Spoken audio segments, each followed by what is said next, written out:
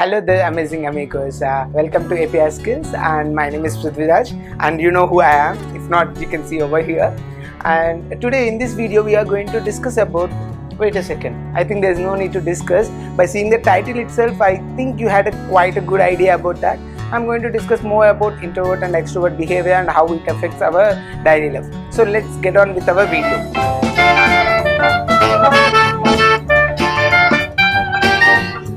So whenever I say that I studied psychology or else I'm a psychologist, many of people ask me this very common question, which is a bit funny sometimes and a bit frustrating sometimes. The question is, sir, you know you are a psychologist, right? So tell me, what am I thinking in my mind? So it's a very funny thing. See guys, please try to understand, psychology and magicians are completely different. We are not magicians to study the mind and tell the things.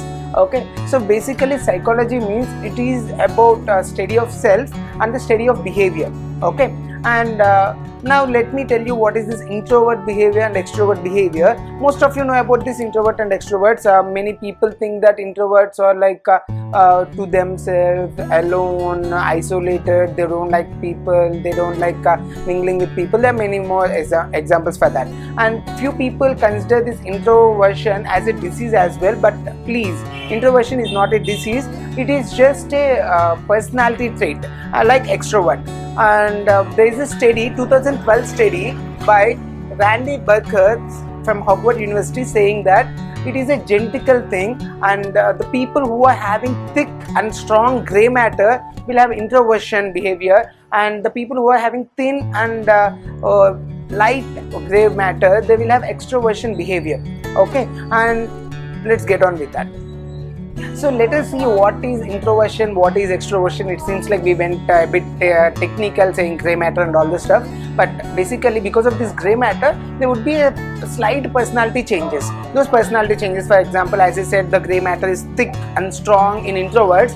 They will be sitting in a corner thinking about a decision before they make the final move, so they will spend a lot of time thinking. Okay, and about extroverts, they are like life in the moment. They will be outgoing, they will take the decisions very fast. See, introversion is not a bad thing. Many people have introversion, like if you take Emma Watson from celebrities, Mahatma Gandhi have introversion, Charles Darwin have introversion, Albert Einstein is also having introversion. Even if you take a creative field like J.K. Rowling is also having introversion. Introversion, extroversion is not a bad thing, but extremes of anything is a bad thing. Okay, so if you are having extremes of extroversion or extremes of introversion, it is a bad thing. And let us move on with the myths of introversion.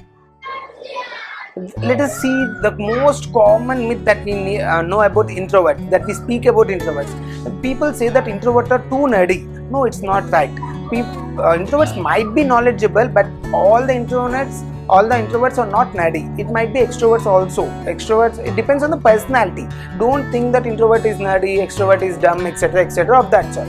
In the same way, the second popular myth that I heard of is introvert is shy, they hate people. So that's a completely myth. It's not true. Introverts are not shy. Introverts are not like a person who hates people. Okay, see, if you come on to the very basic concept of introvert, like whatever the concept that he is interested, if you start speaking about that, you cannot even shut the mouth of introverts. Okay, they can be going on for days together. So it depends on the topic. If they are interested, they will speak a lot. If they are not interested, they will not speak at all. So again, they are not shy.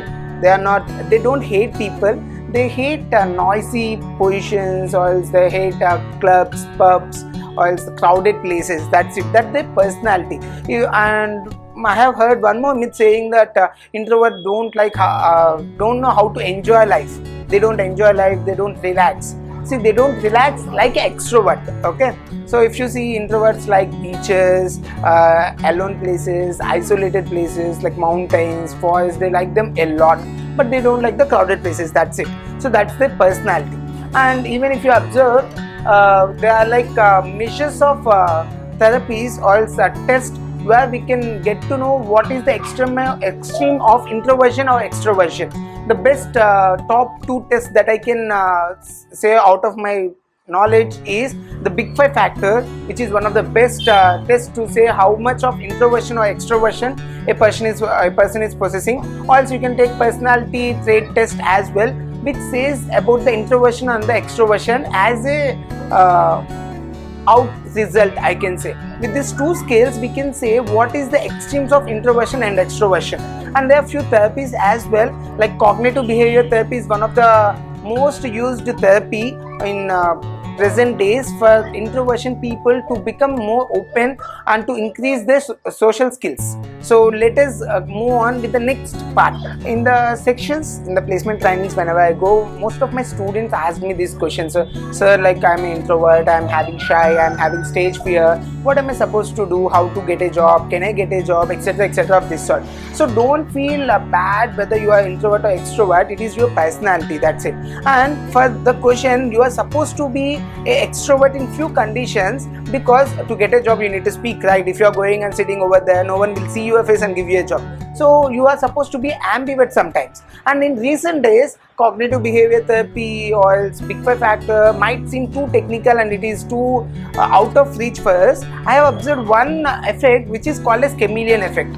Most of the people have this chameleon effect. Even if you take celebrities, recently there is a YouTube video about 100 years of 100 movies which are best, where North Indian, South Indian people, celebrities joined together. You can see Vijay Sethupathi, Vijay Deverakonda, Alia Bhatt, everyone speaking about. And there is a South Indian actress, Parvati, said that she is having a habit of mimicking people. Whenever she is speaking with someone, she don't know that unconsciously she is going to speak in their accent, she is going to sit in their way, etc of that sort. See, if you are doing it out of consciousness, it is called as faking. We have seen many people who fake their accent. It is not the original accent, they fake it. But here, chameleon effect is not faking, it is mimicking. Whenever you see those people, you try to imitate them. You try to sit like them, you try to speak like them, you try to behave like them, you try to move like them. This is called as chameleon effect, which recently I get to know that more than 50% of the people are having this chameleon effect. So if you are able to identify that chameleon effect in you, and if you are able to mimic or else replicate someone who is an extrovert or else who fits for the job, you can do that, you can learn from that, and you can become an ambivert as well. It depends on the personality. So I'm going to use this platform to answer many of these kind of questions which I faced in my placement training from past few years. And if you are having any doubts, any queries of this sort, you can comment below, or else you can find you can follow me in LinkedIn, Insta, Facebook, or else you can mail me your queries. I'm going to mention all my links in the description of this video. So yes, I'm expecting a lot of queries on which I'm going to discuss in future. And this is Prithviraj signing off.